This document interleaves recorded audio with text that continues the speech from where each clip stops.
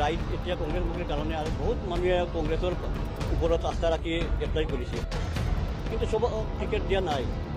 সেইকাৰণে মানে ময়ে দুখ প্ৰকাশ কৰিছোঁ। মই আজি মানে টিকেট মানে পাইছোঁ, মই ইয়াত জেগাত নাছিলে কেণ্ডিডেট, বাকী 10জন ৰিপ্লাই কৰিছে।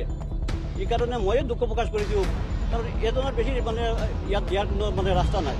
সেইকাৰণে কংগ্ৰেছ অফিচত আজি মানে গণ্ডগোল হৈ আছে। কংগ্ৰেছ অফিচত আজি মানুহে দাবা কৰি আছে, এই টিকেটৰ কাৰণে দাবা কৰি আছে, বেলেগ একো ইছ্যু নাই। সেইকাৰণে আপোনালোকে দেখিব এইবাৰ কংগ্ৰেছে মানে হাইলাকান্দি জিলা পৰিষদ ভোটটো গঠন কৰিব, খালি আলগাঁৱৰ কাঞ্চনপুৰ নহয়। আৰু মোৰ আলগাঁৱৰ কাঞ্চনপুৰত মানে কোনো প্ৰতিদ্বন্দ্বী নাই। বিজেপি এজন কেণ্ডিডেট দিছে, তেওঁ মোৰ বন্ধু হয়, কিন্তু তেওঁ এজিপিত আছিলে, এজিপিৰ পৰা আজি বিজেপিত গৈছে। তেওঁ এজিপিত আছিলে, মোৰ লগত এজিপি কৰা মানে 34 গ'ল, মোৰ লগত এজিপি কৰিছে। তেওঁ এজিপিৰ পৰা আজি বিজেপিত গৈছে। সেইকাৰণে মানে মই কালি ফোন কৰি মোক বন্ধুক কৈছোঁ, খেলা হবে বন্ধু, এইবাৰ মানে খেলা হবে বন্ধু, খেলা হবে পঞ্চায়েত। বিকেন্দ্রীকরণের ব্যবস্থা, কিন্তু মানুষ বলে এটা দুর্নীতির বিকেন্দ্রীকরণ হয়ে গেছে। কিভাবে দুর্নীতিটা কমানো যায়? আপনি একটা প্রক্রিয়া বের করেছিলেন, আমি দেখেছি যে সুন্দর প্রক্রিয়া, যে যত কাজ আসবে সব মেম্বারদের আপনি হোয়াটসঅ্যাপ গ্রুপে ইনভলভ করেন। এই প্রক্রিয়াটা বলবেন না কীভাবে করবেন? আমি প্রেসিডেন্ট যখন ছিলাম তখন অনেক সময় দুর্নীতিটা গ্রাস করেছিল। তারপরে আমি নিজের জন্য একটা চিন্তাধারা করে প্রত্যেক ফ্যামিলির হোয়াটসঅ্যাপ নাম্বার নিয়ে আমি হোয়াটসঅ্যাপ গ্রুপ করেছিলাম। যখনই গড় হোক, যে কোনো জিনিস হোক, প্রথমে আমি গ্রুপে দেওয়ার পরে লিস্টটা আউট করতাম। কারণ এই লিস্টের মধ্যে একটা সম্পর্ক ছিল যে লিস্টটা যদি গ্রুপে যাওয়ার আগে কেউ পেয়ে যেত, গ্রামের গরিব মানুষের কাছে গিয়ে বলতো তোর গড়টা আমি ঢুকিয়ে দিব যদি তুই আমাকে 10,000 টাকা দেস। কিন্তু অরিজিনালি ওই মানুষটার নাম ওই লিস্টেই আছে, সে পাওয়ার সময় এসে গেছে। ওইটা যখন আমি অনুভব করতে পারছি, তখন সঙ্গে সঙ্গে আমি একটা হোয়াটসঅ্যাপ গ্রুপ করে আমার কাছে যা আসলো সর্বপ্রথমে হোয়াটসঅ্যাপ গ্রুপে দিয়ে দিতাম। তারপরে যখন দলালরা যেত, কিন্তু ওরা ওই হোয়াটসঅ্যাপ গ্রুপ থেকে লিস্ট বের করে দেখিয়ে দিত, বলে আমার নাম তো ওইখানে আছে, তুমি কেন ঢুকাবে, সব হোয়াটসঅ্যাপ গ্রুপে দিয়ে দিতাম। কমবে, আমি একদম 100%। কারণ আমি পিকে রাজ্যসভার জিপিতে সভাপতি হিসাবে কাজ করে এসেছি। আমার 10 জন ওয়ার্ড সদস্য ছিল, ও সদস্য আমার কেউ ঘুষ নেয় নাই। আপনারা আমার পূর্বের জিপি, পূর্ব গীতারমন্ডল রাজ্যসভার জিপি, যে কোনো জনসাধারণকে জিজ্ঞাসা করতে পারেন যে ওইখান থেকে কোনো ধরনের উৎকোচ নেওয়া হয়েছিল কি। আমার কেউ নেয়নি, আমিও নেইনি।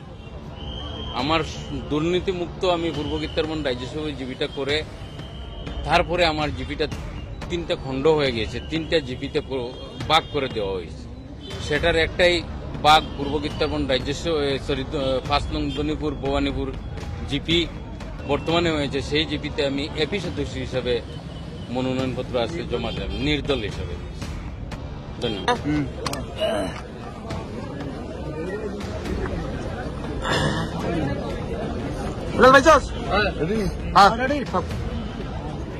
আজি আপোনাৰ মনোনয়ন পত্ৰ দাখিল কৰিছে? হয়, আজি হাইলাকান্দি জিলাৰ ৰামচন্দ্ৰী নিমাইচানপুৰ পঞ্চায়ত মই ৰাইজৰ দলৰ তৰফৰ পৰা আজি নমিনেশ্যন দিছোঁ। তেওঁলোকে দেখিছে আমাৰ অফিস গগৈ নেতৃত্বাধীন ৰাইজৰ দলৰ হাইলাকান্দিত 5টা জিলা পৰিষদ আমি টিকেট প্ৰদান কৰিছোঁ। ৰামচন্দ্ৰী নিমাইচানপুৰত দলৰ সিদ্ধান্ত অনুযায়ী আমি কেন্দ্ৰীয় সাধাৰণ সম্পাদক হিচাপে ৰামচন্দ্ৰী নিমাইচানপুৰৰ জিলা পৰিষদৰ কেন্দ্ৰীয় হিচাপে আজি মনোনয়ন পত্ৰ দাখিল কৰিছোঁ। আমি আশা কৰিছোঁ যে আমাৰ ৰামচন্দ্ৰী নিমাইচানপুৰৰ সকলো ৰাইজ আমাক সমৰ্থন দি আছে।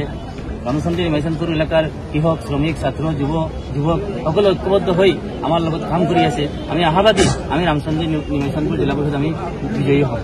কিমান জিলা পৰিষদ পাব বুলি আশা আছে? আমি আশা কৰিছোঁ আমি হাইলাকান্দি ৰাইজৰ দলৰ নেতৃত্বত আমি হাইলাকান্দি জিলা পৰিষদ ভোট গঠন কৰিম।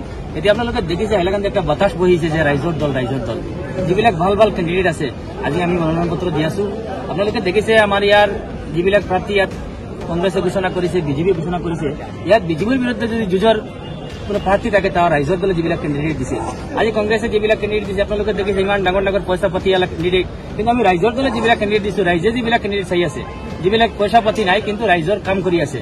আজি ইয়াত হাইলাকান্দি জিলা যিটো প্ৰাৰ্থী আমি প্ৰদান কৰিছো, ৰামচন্দ্ৰ নিমাইচানপুৰত মই নিজে খুলিছো আৰু বন্দুকপাৰা নাৰায়ণপুৰত আমি কুমৰুল ইছলাম বড়োক দিছো আৰু আলগাপুৰ কাঞ্চনপুৰত আপোনালোকে দেখিছে আমি জয়নাল আবেদন মহাজয়ক দিছো আৰু আজি আমি ঘোষণা কৰিম জামিৰা শাহবাজৰ কেণ্ডিডেট আপোনালোকে দেখিছে আমি হাইলাকান্দিত এতিয়া যুঁজ হ'ব বিজেপিৰ লগত কংগ্ৰেছ এতিয়া নাই কাৰণ কংগ্ৰেছৰ ৰাইজে প্ৰত্যাখ্যান কৰিছে কংগ্ৰেছৰ যিবিলাক যে টাকাৰ লেনদেনৰ প্ৰতিবাদ চলি আছে আপোনালোকে দেখিছে মিডিয়াত সদায় ওলাই আছে ৰাইজ ইয়াত বিতৃষ্ণা হৈ আছে ৰাইজে বিজেপি বিদায় দিবৰ কাৰণে পাৰ্টি চাই আছে এতিয়া সকলো ৰাইজৰ দলৰ লগত আছে ৰাইজৰ দলে পঞ্চায়ত বোৰ্ড গঠন কৰিব ইয়াত বিজেপি প্ৰত্যাহ্বান জনাৰ কাৰণত একমাত্ৰ ৰাইজৰ দল এআৰডিএফৰ স্থিতিলৈ কি ক'ব আজি এডিএফ নাই এডিএফৰ কথা পাতি লাভ নাই ৰাইজে তাক 2000 MP ইলেকশ্যন প্ৰত্যাখ্যান কৰিছে এতিয়া এডিএফ বোলে নাই এটা টিকেট আজিলৈকে দিছে নি এটা টিকেট দিয়া নাই ৰাইজে দিয়া নাই এইবিলাক বাদ দিয়া হ'ব এতিয়া হাইলাকান্দিত কেৱল ৰাইজৰ দল আৰু বিজেপিৰ লগত ফাইট দিব ৰাইজৰ দল বাকী এটা পাৰ্টি নাই আপুনি কি ভাবে কংগ্ৰেছৰ নহ'ব নেকি এবাৰ জয়ী হ'ব পাৰিব নেকি নহয় কংগ্ৰেছ আপোনালোকে দেখিছে